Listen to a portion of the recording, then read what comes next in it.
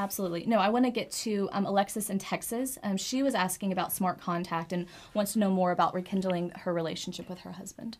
Alexis, can you hear us okay? Yes, I can. Hey, welcome to the show. Can y'all hear me? Yeah, perfectly. Hi, thanks for taking my call. I think, well, I had a move recently about 1,200 miles, and my apartment that was supposed to be ready for me on the 16th, they called me on the 13th and told me that it was no longer going to be available. So my husband also lives here in Texas, but we've been separated since September, and we have limited to no contact. So I called him and I asked him if he minded if I stayed at his place until my apartment was ready. He was hesitant, but he said yes. Okay. I arrived yesterday, and he gave me the keys. We spent maybe 2 minutes total, and he left. And he was like, all right, but just make sure you close or lock both locks and just push it in really tight, and that was it. And he just left. So apparently he's going to be staying at his parents' house until I move out. But I was trying to see if there was a way of like maybe initiating smart contact or something to get him to come stay, you know, maybe in the second bedroom or the third bedroom or something of that sort. But based on what he's done so far... Might sound crazy. I'm sorry? I didn't hear the last But thing. it might sound a little crazy for keep an eye, but yeah. Well, based on the stuff we hear every day, this does not sound crazy. No. we deal with all assured. kinds of situations.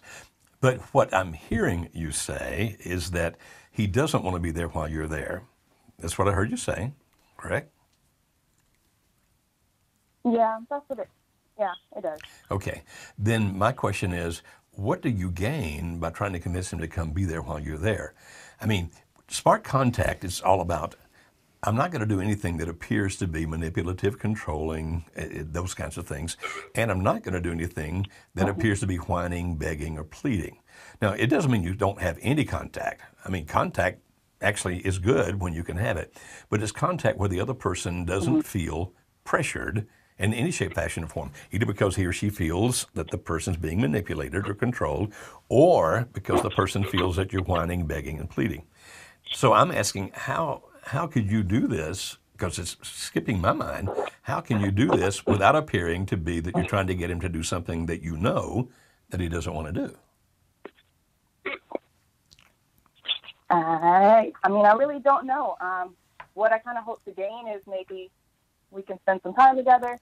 Like I said, it's been since September. We've been, 5 states apart, so we haven't had any time together. Right. So I was thinking maybe we could spend some time or catch up or, I don't know, maybe date. Now, I'm hearing that. 2 weeks until my apartment is ready. Okay, I hear what you're saying, and I understand that's what you're trying to gain. And I can even understand why you'd want to gain that. That would be a good thing if you could. But that's not the question. The question is not about what you're trying to gain. The question is, how would you do this without trying to get him to do something he's already made it clear he doesn't want to do?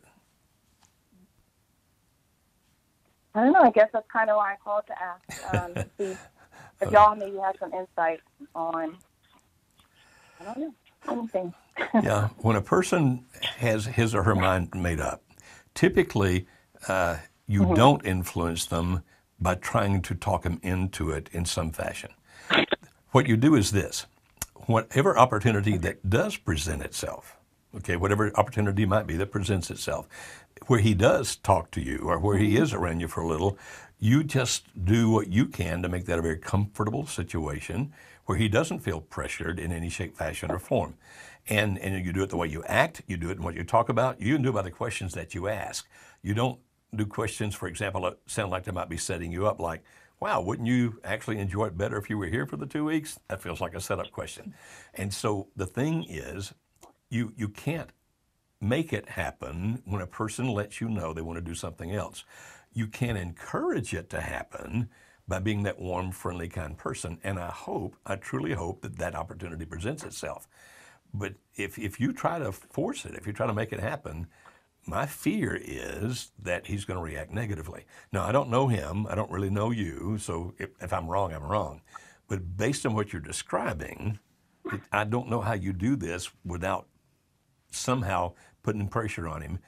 And typically people don't react well when they feel they're having pressure put on them. Okay, I understand that. I wish there was some magic answer here. And it doesn't mean, and I just want to add, it doesn't mean that she can't accomplish ever getting to that place. That's correct. But even in the small exchanges, in that 2-minute window of exchanging the keys, and I have to remind a lot of y'all calling in, it's one thing for things to come out of your mouth of going, okay, thanks. But if he can tell that you're deflated and it's just kind of like humdrum, your body language has to match what's coming out of your mouth, or vice versa. And so even those 2-minute exchanges, while it wasn't him staying or going out to lunch for a date or whatever that you had envisioned, those moments matter. So make the best of those few exchanges. You have to start somewhere. So I just want to encourage you that you can get to your goal. It's just we've got to take a different approach. Okay? I do hope it works out for you. Thank you. And I'm sorry for your pain. I really am sorry for your pain. I wish we had some kind of magic pill or magic words. Unfortunately, we don't. But please hear what Amber just said.